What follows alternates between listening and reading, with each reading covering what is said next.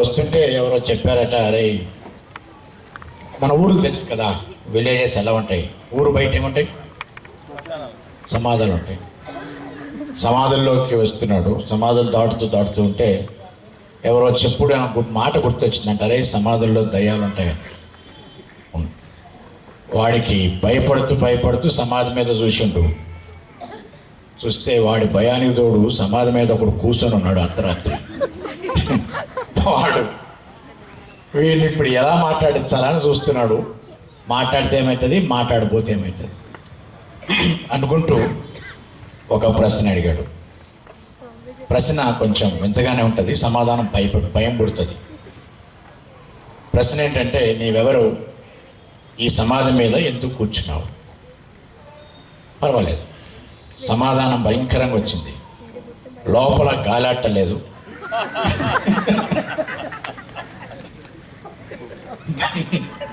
అందుకే బయటకు వచ్చి కూర్చున్నా. అవుట్. ఇక డాక్టర్లు అంతా రెడీ కావాలా, వాడు అవుట్. ఆ దెబ్బకి అర్థమైన ఖచ్చితంగా దయ్యమేనండి. పరిగెత్తు కూడా పోయాడు. ఊర్లోకి పరిగెత్తుతుంటే ఆ వెనక ఆ సమాధి మీద కూర్చున్నవాడు అన్నాడట, ఉండు నీ అంటే వస్తున్నా, నీతోనే వస్తున్నా అమ్మ. ఇంకా స్పీడ్ పెంచాడు. స్పీడ్ పెంచి పరిగెత్తుకుంటూ ఊర్లో పడ్డాడు. ఊర్లోకి వెళ్ళంగానే కరెంట్ వచ్చింది. వెనక్కి తిరిగి చూస్తుండే, ఏమైందబ్బా, ఎవడురా వీడు? చూస్తే వాళ్ళ ఫ్రెండే. అరే ఏమిరా ఇంత భయపెట్టినావు, గుండాటైపోయింటే నువ్వు సమాధి వెదటం కాదు, నేను సమాధిలో ఉండేవాడిని, ఏమరా నన్ను ఎంత భయపెట్టినావు అంటే వాడు అన్నాడట, ఇంకా నీకు అర్థం కాలేదా, గంట క్రితం మన ఊర్లో కరెంటు పోయింది, లోపల గాలి ఆడలేదు, అందుకే బయటికి వెళ్ళి సమాధి మీద కూర్చున్నా. కరెక్టే చెప్పిండు. ఆ చెప్పిన దాంట్లో ఏమైనా తప్పుందా? కాబట్టి దయచేసి నేను చెప్పేది కొంచెం చక్కగానండి, లేకపోతే తప్పు అనిపిస్తుంది. దానికన్నా ప్రాముఖ్యమైనది ఏంటంటే భయం. ఎందుకో కానీ ఈ లైఫ్లో భయం చాలా కష్టమవుతుంది. ఈ భయం ఎంత దరిద్రం అంటే it curtails our potential in life. నాకు దాని మీద చాలా కోపం ఉన్నది. ఏదో సాధిద్దాం అనుకుని పోతుంటే ఈ భయం వెనకలవుతుంది. నీ వల్ల కాదులే అంటది. ఇలాంటి భయం జీవితాన్ని నాశనం చేస్తుంది. ఎంతకాలం ఈ భయంతో బతకాలి? భయాలకి కారణాలు ఏంటి కొంచెం ఆలోచిద్దాం. మానవునికి సమస్యలు చాలా ఉంటాయి. నేను ఇప్పుడు అన్నీ చెప్పలేను, ఇప్పటికి మీరు చాలా విన్నారు కాబట్టి ఎక్కువ I don't want to take. మచ్చుకు 3 ఈరోజు ఆలోచిద్దాం. Just simply for 3 things.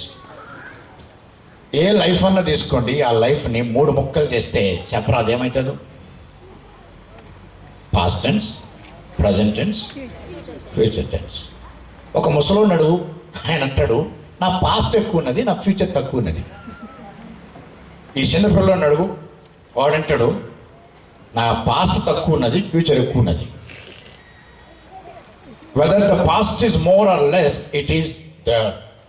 The time is always divided into 3 beautiful parts. Past గురించి ఆలోచిస్తే మనిషికి పతనాలు గుర్తొస్తున్నాయి. ఇక్కడ నుంచొని వెనక చూస్తే ఆల్ ఫెయిల్యూర్స్. ఈ ఫెయిల్యూర్స్ మనల్ని బాధ పెడుతున్నాయి. ఆఫ్టర్ ఆల్ ఈ ఫెయిల్యూర్స్ ఎంత బాధ పెడతాయంటే కొన్నిసార్లు ఆత్మహత్యలకు కూడా దారితీస్తున్నాయి. చిన్నపిల్లలు చదువులో ఫెయిల్యూర్, అబ్బాయిలు అమ్మాయిలు కుర్రోళ్ళు లవ్ ఎఫర్ట్స్లో ఫెయిల్యూర్. ఇక మన సంగతి అంటారా, ఫ్యామిలీ లైఫ్లో ఫెయిల్యూర్. ఇంకా పెద్దవాళ్ళు అంటారా, ప్రమోషన్స్లో failure. Everywhere we are seeing a failure. And because of the failure, we are being pulled back, not forward. Whatever the problem may be, it's pulling us back. As long as you're being pulled back, how can you go forward? వెనక్కింత లాగుతుంటే ముందుకెళ్తూ వెళ్తాం. అందుకని ఒక ఆయన అన్నాడు, man is walking forward 5 steps forward and 10 steps backward. That means what? ఆడు 5 అడుగులు ముందుకేస్తే 10 అడుగులు వెనక్కేస్తే ఆడు ముందుకెళ్ళేది ఎప్పుడు? మానవ జీవితానికి ప్రగతి ఎప్పుడు? మనస్సాక్షి మనిషిని వేధిస్తుంది. ఒకడేమో నన్ను నేను చంపుకుంటాననేవాడు, ఇంకొకడేమో నేను చంపేస్తాననేవాడు, ఇంకా బతికేదేవాడు. మనస్సాక్షి మనల్ని బాధ పెడుతుంటే పాస్ట్ బాధ పెడుతుంది. చాలా ఫెయిల్యూర్స్ ఉంటాయి. మీ ఫెయిల్యూర్స్ ఏమో కానీ నా ఫెయిల్యూర్స్ భయంకరంగా ఉండే. అప్పటికి నాకు 16వ ఏట వచ్చేళ్ళకి నా టెన్షన్స్, నా ఫెయిల్యూర్స్ ఎక్కువైపోయినాయి. ఈ చేసిన తప్పులు అంటావా, ఆ పిల్లోడు కొన్ని చేసిండు, నేను కొన్ని చేసిన, చెప్పటం అవసరం లేదు. ఎవడు చేసిన అటు చేసినాం. But because of this I have చాలా కష్టమైంది. ఎప్పుడు బాధపడుతూ కూర్చునేవాడిని. అందరు ఉన్నప్పుడేమో జోకులు వేసేవాడిని, ఎవరు లేనప్పుడు ఏడ్చుకునేవాడిని. 12 కంటిన్యూస్ మంత్స్ ఏడుస్తూ బతికాను. 10వ తరగతి అయిన దగ్గర నుంచి జూనియర్ ఇంటర్ అయ్యేదాకా నా ఏడుపు ఎవరికి తెలియదు. 3 సార్లు ఆత్మహత్యకు ప్రయత్నం చేసిన. మీరు చూస్తే జోకులాగా ఉంటుంది, లేక నమ్మబుద్ధి కాదు, తప్పదు, జరిగిన విషయం. నేను ఒక రూమ్లో ఉండేవాడిని. ట్రైన్ వెళ్తూ ఉండేది, మా రైల్వే పట్టాల పక్కనే ఉండేవాడిని. ఆ ట్రైన్ వస్తుంటే నాకు భయం. ఎందుకు? ఆ ట్రైన్కి నాకు నేను తెలియకుండా వెళ్ళి దాని కింద పడి చచ్చిపోతానేమో నాకే భయం. ఆ ట్రైన్ వచ్చినప్పుడు లోనికి వెళ్ళి బోల్ట్ పెట్టుకునేవాడిని. ట్రైన్ లోనికి వస్తుందని కాదు, నేనే బయటకు వెళ్తానని. ఇంత దరిద్ర బ్రతుకు అవసరమా?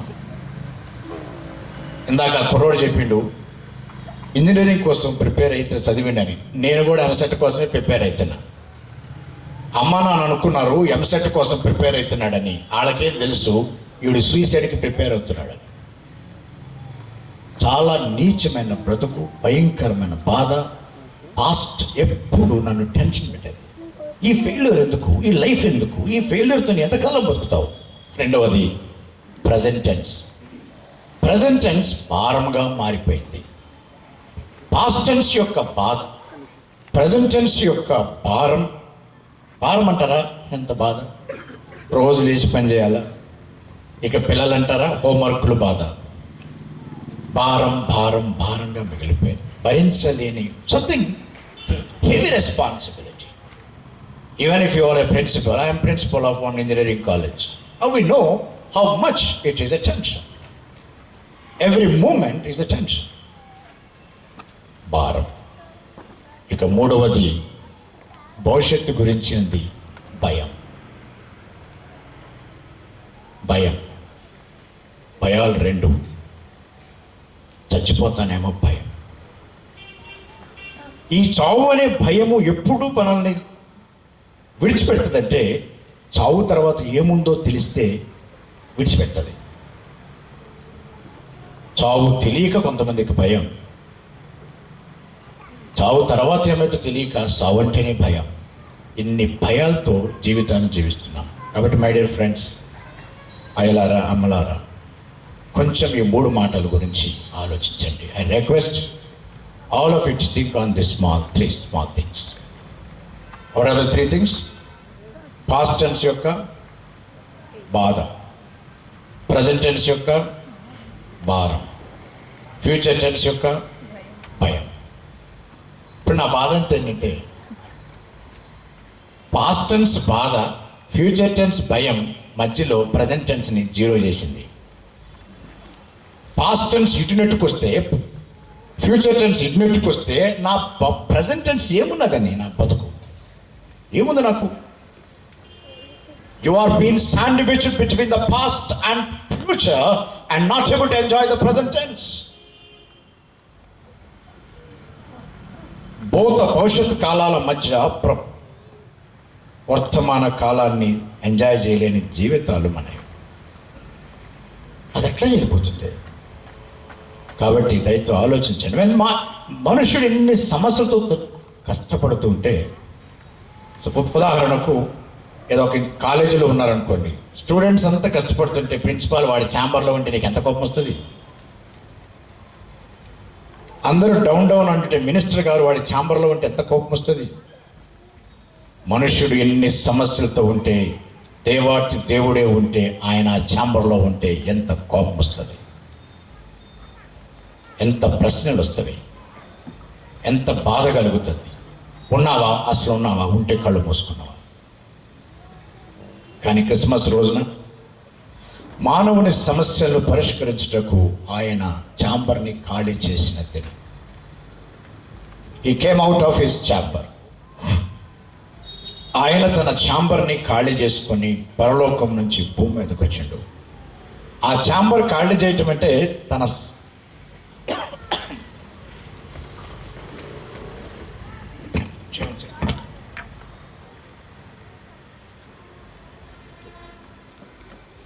It's not only chamber.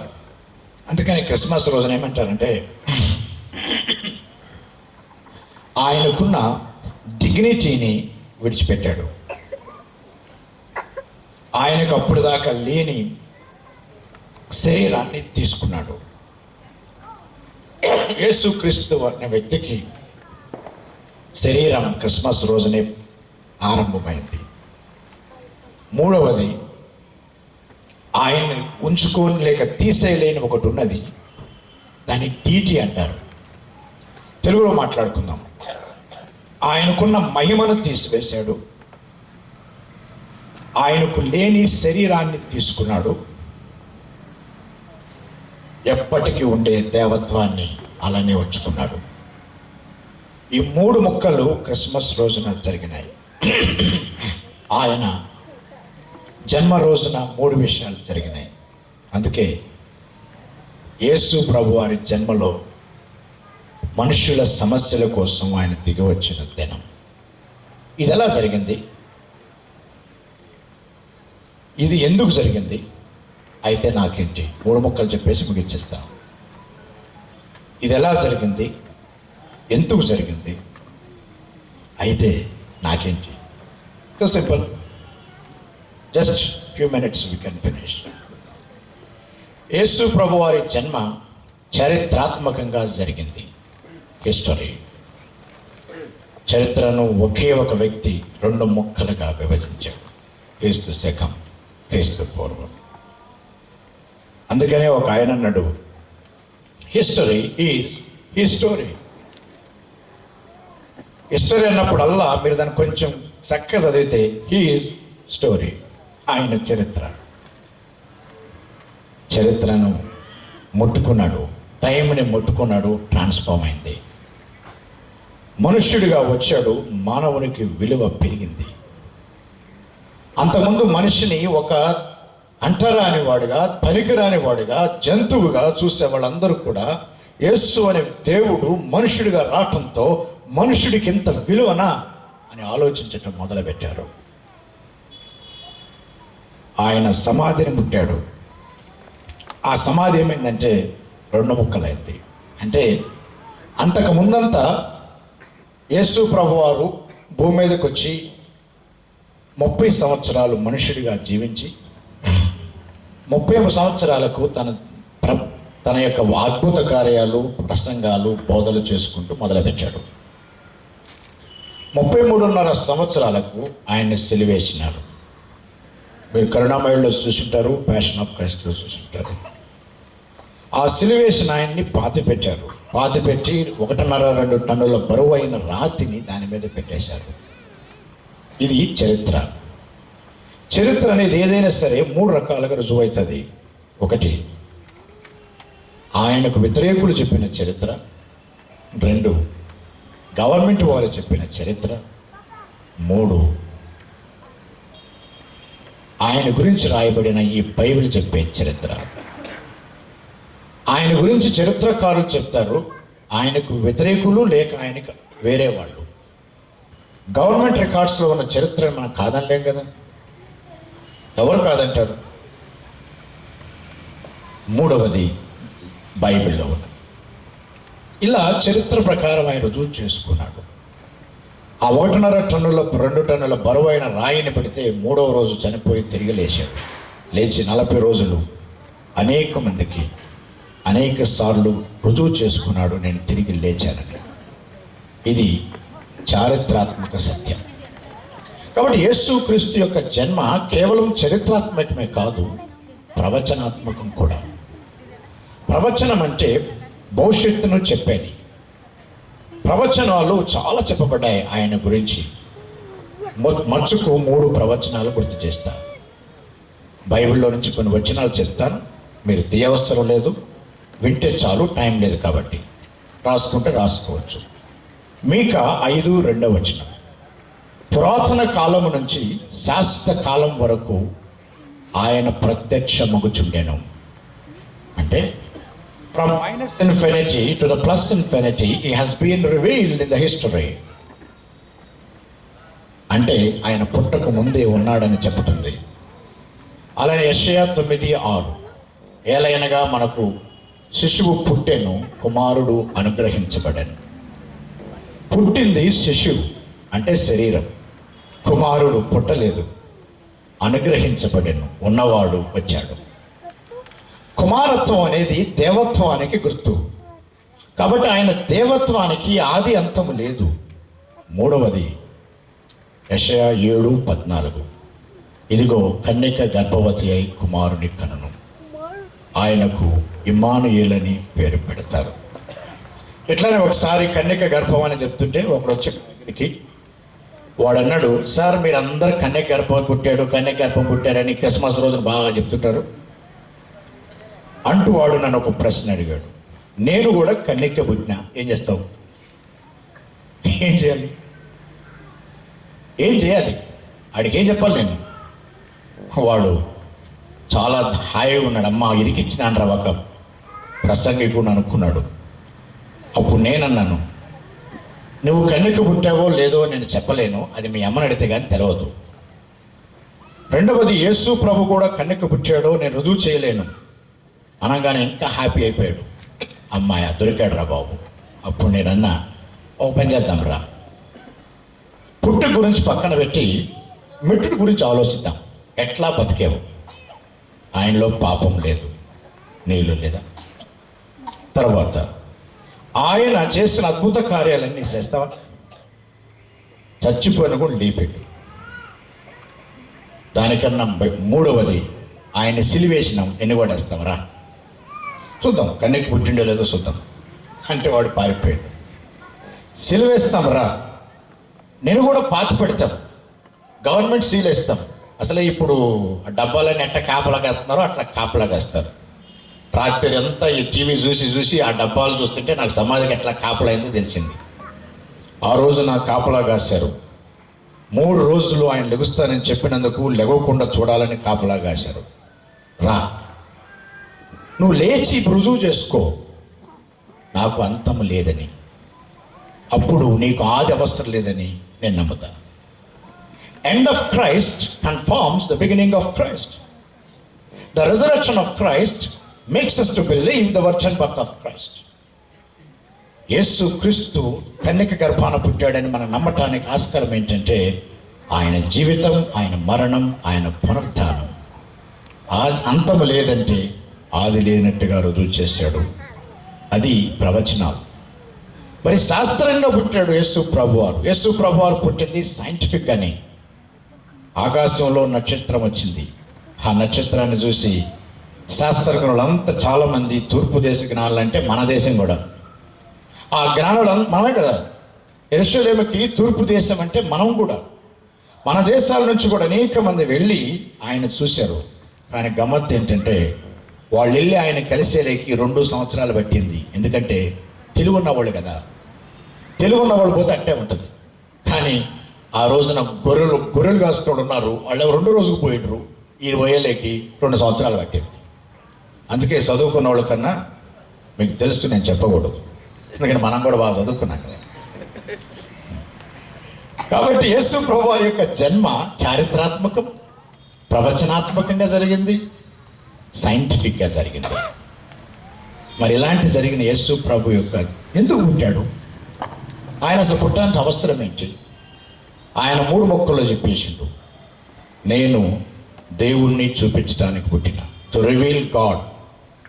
దేవుడు ఎలా ఉంటాడో చూపించడానికి పుట్టాడు. ఒకసారి ప్రపంచంలో అన్ని మతాలు కలిసి, భారతదేశం కాదు ప్రపంచంలో అన్ని మతాలు కలిసి మన దేశంతో సహా దేవుడు అనే వాడికి లక్షణాలు ఏముండాలని కూర్చున్నారు. అందరు కలిసి 5 లక్షణాలు రాశారు. 1, ఆది ఉండకూడదు, ఎందుకంటే మనకు ఆది ఉంది కాబట్టి. ఆయనకి అంతం ఉండకూడదు, ఎందుకంటే మనకు అంతం ఉంది కాబట్టి. ఆయనలో పాపం ఉండకూడదు, ఎందుకంటే మనలో పాపం ఉంది కాబట్టి. మనం ఫెయిల్ అవుతున్నాం, ఆయన ఫెయిల్ కాకుండా మనకి జయాన్నిచ్చేవాడుగా ఉండాలి. మానవుని యొక్క సమస్యలన్నింటినీ ఒక్కసారి పరిష్కరించేవాడుగా ఉండాలి. చివరిగా ఆయనకంటూ ఒక గ్రంథం ఉంటే ఆ గ్రంథము కరెక్ట్గా ఉండాలి. ఇలా 5 లక్షణాలు పెడితే యేసు ప్రభువారు టప్పని క్రిస్మస్ రోజున దిగి, ఒరే నాయన, నేను ఇవన్నీ ఉన్నాయి, నాకు కన్యక గర్భాన పుట్టాను, ఆది లేదు, చనిపోయి తిరిగి లేచాను, అంతం లేదు, నాలో పాపం ఉందా అని రుజువు చేస్తారని సవాలు తీసుకుంటూ తిరిగాను, పాపం లేదు. ప్రజలందరి కోసం ఒక్కసారి ప్రాణం పెట్టి చనిపోయి తిరిగి లేచి విజయవంతం చేసి ఆ విజయాన్ని మనుషులకు ఇచ్చాను. నా గురించి నా గ్రంథం ఉన్నది, చదువుకోండి. ఇలా యేసు ప్రభువారి యొక్క జన్మ మొట్టమొదటిగా దేవుడు ఎలా ఉన్నాడో చూపించడానికి, రెండవది మానవుడు ఎలా ఉండాలో చెప్పడానికి. మానవుడు ఎలా ఉండాలో చెప్పడానికి నాలాగా జీవించండి. ఆయన మనుష్య కుమారుడుగా పుట్టాడు. యేసు ప్రభువారిని మనుష్య కుమారుడు ఎందుకంటారంటే, మనుష్యుడు అన్నవారందరికీ సహాయం చేయటానికి, మాదిరిగా ఉండటానికి వచ్చాడు. ఆయన దేవుని కుమారుడు అయ్యుండి మనుష్య కుమారుడు ఎందుకంటే మనుష్య కుమారులను దేవుని కుమారులుగా మార్చటారు. అలాంటి యేసు ప్రభు మానవుడిగా పుట్టాడు. మానవుడు ఎలా ఉండాలో చెప్పాడు, ఎలా జీవించండి. అనేక సార్లు క్లిష్టమైన పరిస్థితుల్లో ఏం చేయాలో తెలియని పరిస్థితుల్లో వాళ్ళకు చెప్పాడు మానవుడు ఎలా జీవించాలో అని. ఒకసారి వ్యభిచారం పట్టబడిన స్త్రీని తీసుకొస్తే మానవులంతా చెప్పారు, ఆమెను చంపేయి అని. ఆయన అన్నాడు, చంపండి, కానీ మీలో పాపము లేనివాడు మొదట రాయేయండి, ఆ తర్వాత అందరూ వేయచ్చు అంటే ఒక్కడు కూడా లేదు. మానవుడు ఎలా జీవించాలో చెప్పాడు, ఎలా ఉండాలో చెప్పాడు. ఆయన 3 ముక్కల్లో ఈ బైబిల్ అంతటిని 3 ముక్కల్లో చెప్పేసిండు. దేవుణ్ణి ప్రేమించు, తద్వారా నిన్ను ప్రేమించుకోవటం నీకు అర్థమవుతుంది. 3వది ఈ 2 ద్వారా ఇతరులను ప్రేమించటం అర్థమవుతుంది. దేవుణ్ణి ప్రేమించు, నిన్ను వలే నీ పొరుగువాన్ని ప్రేమించని 2 ముక్కల్లో సారాన్ని చెప్పి పడేసిండు. ఈ రోజున ఎందుకు మనుషులు ఇతరులను ప్రేమించలేకపోతున్నామంటే మనం ప్రేమించుకోలేకపోతున్నాం. మనం ఎందుకు ప్రేమించుకోలేకపోతున్నామంటే ఆయన ప్రేమ మనలో రాలేదు. If loving neighbour is a fruit, loving God is a root, and there should be a relation between root and fruit. That's possible with Christ. ఒకవేళ ఇతరులను ప్రేమించమని ప్రపంచంలో అనేక మంది చెప్పినప్పటికీ ఆ ప్రేమ దేవుని ప్రేమించడం ద్వారానే వస్తుందని ప్రభు చెప్పిండు. గాంధీ గారు ఎంతో ముగ్ధుడయ్యాడు యేసు ప్రభు వారి బోధనకు. భారతదేశంలో ఎక్కువ ఇన్ఫ్లుయెన్స్ చేసింది గాంధీ గారే. కానీ ఆ గాంధీ గారు ఇన్ఫ్లుయెన్స్ చేసింది మత్తయి సువార్త 5వ అధ్యాయం కొండ మీద ప్రసంగం. మనమందరం ఆ కొండ మీద ప్రసంగాన్ని చేతిలో పట్టుకుని చదివితే ఆయన మోకాళ్ళ మీద చదివిండు. అహింసావాదానికి యేసుక్రీస్తు బోధలే ఆయన్ని ఇన్ఫ్లుయెన్స్ చేసినాయి. కాబట్టి ఆయన చెప్పింది, ఆయన వచ్చింది దేవుణ్ణి చూపించడానికి. నేనే దేవుడు ఇలా ఉంటాడని, మనుషుడు ఎలా ఉండాలని, మనుషుడు చేయాల్సింది ప్రేమించాలని చెప్పిండు. మరి అలా చెప్పినప్పుడు మరి ఆయన ఎందుకు, ఎవరి కోసం వచ్చిండు అనే మాట ఒకటి చూద్దాం. లోకాసు వార్త 2వ అధ్యాయం 10వ వచనం. ప్రజలందరికీ కలుగబోవు, భయపడకుడి, ప్రజలందరికీ కలుగబోవు మహా సంతోషకరమైన శుభవర్తమానం. ఈ చిన్న వచనంలో 3 సూపర్లేటివ్స్ ఉన్నాయి. ప్రజలందరికీ 2, ప్రజలందరికీ కలుగబోయే మహా సంతోషం. పుట్టి సంతోషం కాదు.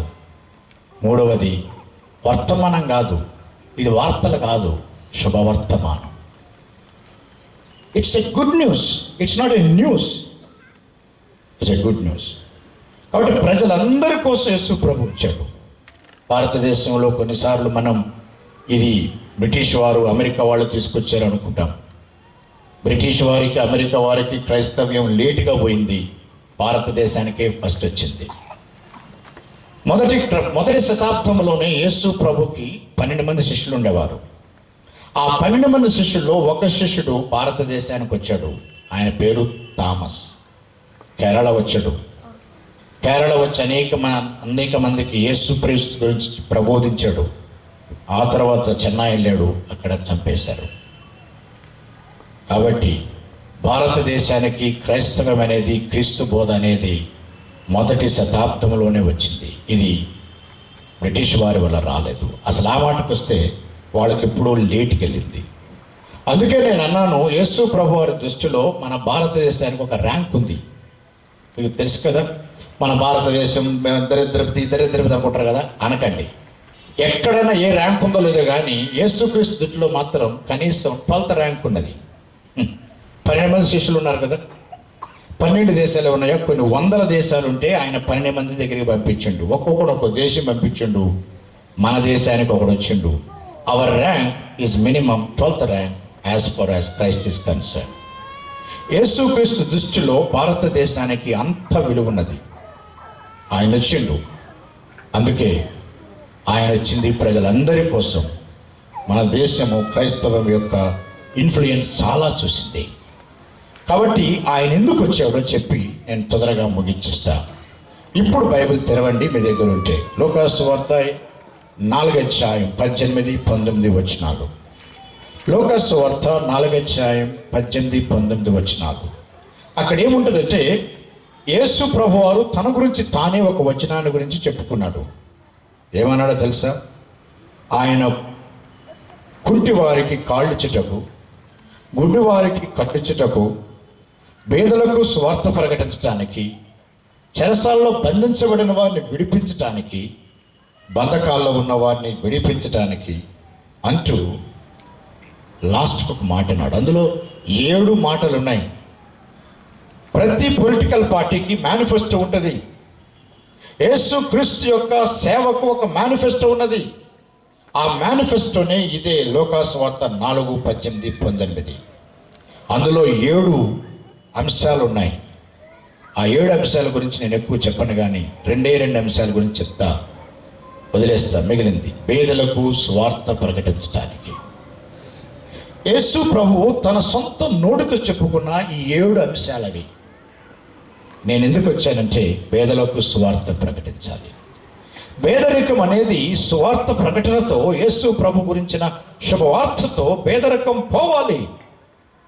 అది స్పిరిచువల్ పావర్టీ కానీ, అది ఫిజికల్ పావర్టీ కానీ, 2 పోవాలి.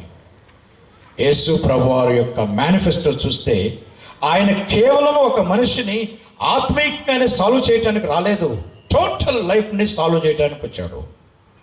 కుంటివారు, గుడ్డివారు, బంధించబడిన వారు, ఇవన్నీ చూస్తే మనకు అర్థమవుతుంది మనిషిని టోటల్గా రిడీమ్ చేయటానికి వచ్చాడు. అందులో దానికున్న ఒకే ఒక మెడిసిన్ సువార్త. దాని అల్టిమేట్ గోల్ అదొక్కటి ఉన్నది. అది నేను చదివి మీకు వినిపిస్తున్నా. హిత సంవత్సరమును ప్రకటించుటకు. హిత సంవత్సరం అంటే యేసు ప్రభు వారి యొక్క ఉద్దేశం ఏంటంటే, లేవీ కాండం 25వ అధ్యాయం 13వ వచనంలో ఇలా ఉంటుంది: ప్రతివాడును ఆ సునాద సంవత్సరమున ప్రతివాడును మరలా తన స్వాస్థ్యమును పొందవలెను. అంటే, ఓ మానవుడా, నువ్వేం పోగొట్టుకున్నావో దానిని మరలా ఇచ్చుటకు నేను వచ్చిన. నువ్వు పోగొట్టుకున్నావు. ఒరిజినల్గా నేను ఇచ్చినాను. పాపము లేని లోకాన్ని ఇచ్చిన, పాపము లేని మనిషిని ఇచ్చిన, పాపము లేనిది ఇచ్చిన. పాప బంధకాల్లో అయిపోయి ఇప్పుడు నువ్వు బంధకాలు చేసి ఇతరులు బంధించుకుంటూ నాశనం అయిపోయి, డిప్రెషన్ అయిపోయి పాడైపోతున్నావు కదా. I want to give you original life. నాకు బాగా బైబిల్లో నచ్చే 2 మాటలు ఉన్నాయి. ఎప్పుడు హాయిగా చదువుకుంటా 2 మాటలు. మీకు కూడా కొంచెం వింటే హాయిగా ఉంటుంది. ప్రతి వాడును, రెండవది మరలా పొందాలి. ప్రతి వాడు అనగానే నాకు ఎంత ఆశ కలుగుతుందంటే, నాకు కూడానా ఆ సునాద సంవత్సరమున ప్రతి వాడును తన స్వాస్థ్యమును మరలా పొందాలి. యేసు ప్రభువారు వచ్చింది ఒక నూతన సొసైటీని, నూతన భూమిని, నూతన ఆకాశమును చేయటకు. దాని ఆరంభం క్రిస్మస్తో ఆరంభమైంది. ఆయన రెండవ రాకడతో అది ముగిస్తుంది. ఏ ప్రభువారైతే మొదటి రాకడన క్రిస్మస్ రోజున వచ్చాడో ఆయన ఆరోహణమై మరలా చెప్పాడు, నేను ఇదంతా అయిన తర్వాత మరలా చూస్తాను. వెళ్తూ వెళ్తూ అన్నాడు ఆయన. ఏమన్నాడు తెలుసా? నేను వెళ్తున్నా, మీ అందరికీ స్థలం సిద్ధపరిచి మరలా వచ్చి తీసుకుపోతా. నా యొద్దకు రావాలంటే ఒక మాట చెప్పాడు. యోహాను 14:6 నేనే మార్గమును సత్యమును జీవమును, నా ద్వారా తప్ప ఎవడును తండ్రి యొద్దకు రాడు. నా ద్వారా తప్ప పరలోకం ఎవరు చేరరు. ఇందాకే మన స్కిట్ చూసినాం, నేనే మార్గమును సత్యమును జీవమును. డోర్ బాబు, ఫ్లైట్లోకి వెళ్ళాలంటే డోరు అదే, గేట్ అదే, అన్నది. ఇక్కడ దాకా మీకు చివరికి ఏదో ఆ ఫ్లైట్ గేట్ అనుకుంటున్నారు కదా, అసలు ఫ్లైట్ ఎంట్రన్సే ఓపెన్ కాదు. నేనే మార్గమును సత్యమును జీవము, నా ద్వారా తప్ప ఎవడును పరలోకం రాడు. ఆయన అంత గట్టిగా చెప్పాడు. అది మార్గం, మతం కాదు. యేసు క్రీస్తు గురించి ఎక్కడ మతం అని చెప్పలేదు.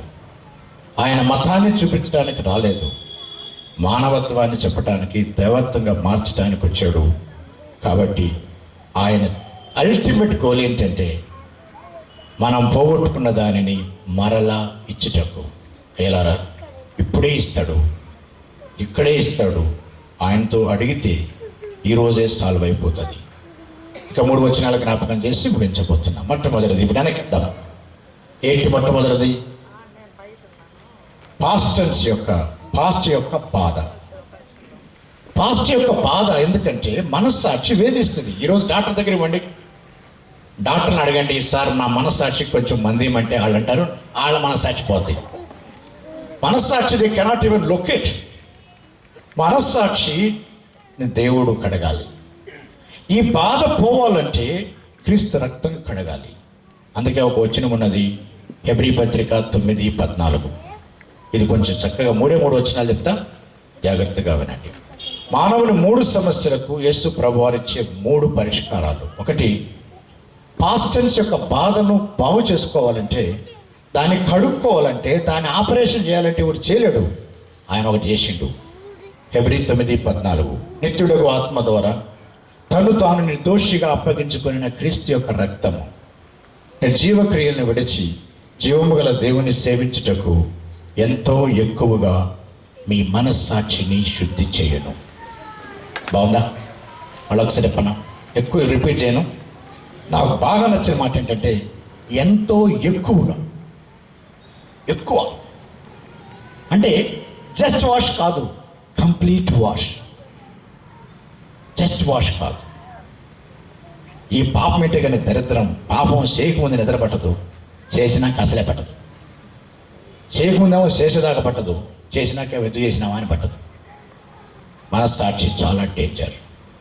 ఇక్కడ అసలే డాక్టర్లు చాలామంది ఉన్నట్టున్నారు. అయ్యగారి పెద్ద డాక్టర్ ఉన్నాడు, నాకు తెలిసిన ఒక డాక్టర్ ఉన్నాడు. ఆయన పెళ్ళైపోయి హాయిగా జీవిస్తూ 2 ఆడపిల్లలు కానీ చివరికి వేరే ఆమెతో సంబంధం పెట్టుకున్నాడు. పెట్టుకోగానే భయం వేస్తుంది, పెట్టుకోకముందు పర్లేదు, పెట్టుకున్నాక టెన్షన్. ఎవరు పోయి చెప్తారో భార్యకని. చివరికి ఆయనే పోయి చెప్పుకున్నాడు, అమ్మ మళ్ళీ ఎందుకు వెళ్ళే తల్లి అని చెప్పుకున్నాడు. ఆమె క్షమించింది. ఆమె క్షమించిన నెల రోజులకి ఈయన ఆత్మహత్య చేసుకున్నాడు డాక్టర్ గారు.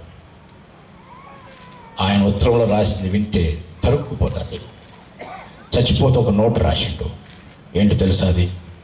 అమ్మా, నేను పాపం చేసిన,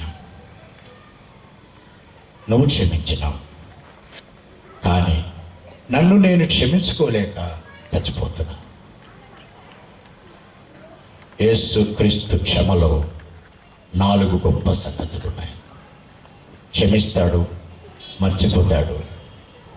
దానికన్నా 3వ గొప్ప సంగతి, నీ చేతే నీ పాస్టెన్స్ని, ఫెయిల్యూర్స్ని, పాపాన్ని, మనస్సాక్షిని మరిపింపజేస్తాడు. 4వది, పాపం మరలా చేయకుండా సహాయం చేస్తాడు. ఆ రక్తములో ఈ 4 గొప్ప ఎలిమెంట్స్ ఉన్నాయి. అందుకే నీ పాస్ట్ యొక్క బాధను తప్పించాలంటే ఆ యొక్క రక్తము ఎంతో ఎక్కువగా నీ మనస్సాక్షిని కడుగుతుంది. మీ ఇష్టం, కడుక్కోవాలంటే వెల్కమ్. మీకు ఆహ్వానం ఉన్నది, మీకు నేను ఆహ్వానం ఇస్తున్నా. కడుక్కోవాలంటే రండి. రెండవ దాన్ని చెప్పేద్దాం. రెండవది ప్రస్తుతం యొక్క భారం, టెన్షన్స్, వర్క్స్, రకరకాల టెన్షన్స్. యేసు ప్రభు మత్తయి సువార్త 11:28-29 ఒక మాట అన్నాడు, ప్రయాసపడి భారం మోసుకుంటున్న సమస్తమైన వారు, కుల మత వర్గ భేదాలు లేకుండా రండి, నేను మీకు విశ్రాంతిని కలుగచేస్తా. నేను సాత్వికుడను, దీన మనసు గలవాడను. నా కాడినెత్తుకొని నా యొద్ద నేర్చుకోండి, అప్పుడు మీ ప్రాణములకు విశ్రాంతి దొరుకును. ఏలయనగా నా కాడి సులువును, నా భారము తేలిగ్గా ఉన్నది. ఎంత గొప్ప మాట! భారాన్ని తీసుకేసుకోవడానికి ఆయన తన సిలువ భారాన్ని, మనందరి భారాన్ని సిలువలో మోసి అంటున్నాడు, రండి, నేను మీకు విశ్రాంతినిస్తా. పాస్టన్స్ యొక్క బాధను, మనస్సాక్షిని కడుక్కోవాలంటే క్రీస్తు రక్తమే నీకు శరణం. ప్రస్తుతం యొక్క భారములు తీసేసుకోవాలంటే ఆయన ఎదుకు రావటమే మనకు శరణం. చివరిగా మూడవ మాట క్లోజ్ చేస్తున్నాను.